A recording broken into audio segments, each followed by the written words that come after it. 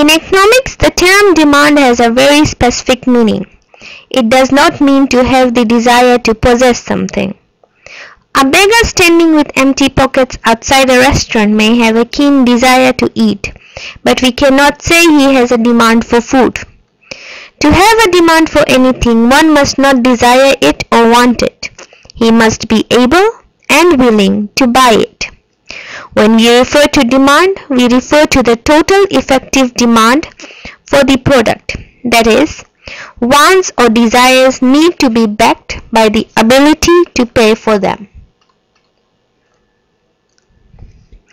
Demand refers to the amount of goods and services that consumers are willing and able to buy in a given period of time at a particular price.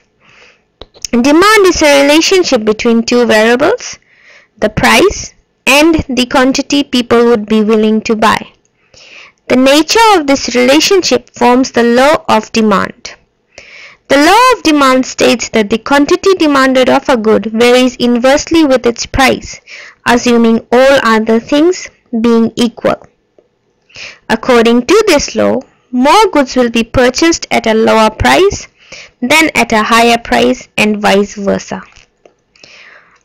Now let's look at a demand schedule for Dalo. Total demand for Dalo per week. As you can see, the first price $55, the quantity demanded is 0. The second price $50, quantity demanded is 10. As the price keeps decreasing, the demand increases. And at the last price $5, the demand is 95 bundles.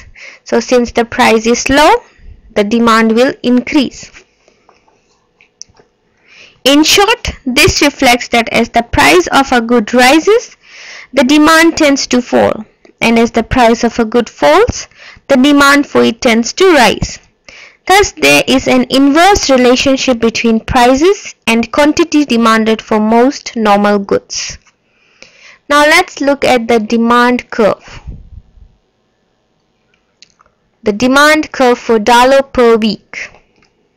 A demand curve is a graphical representation of the law of demand. The demand curve slopes downwards from left to right, reflecting the inverse relationship between price and quantity demanded. There are two other factors relating to demand. The first is changes in quantity demanded.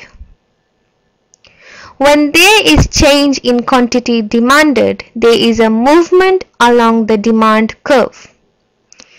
As you can see from the graph, when the price is P1, the quantity demanded is Q1. When price decreases to Q2, quantity demanded is Q2. Price decreases to Q3, quantity demanded is Q3, and so forth. And the arrows indicate that movement along the demand curve.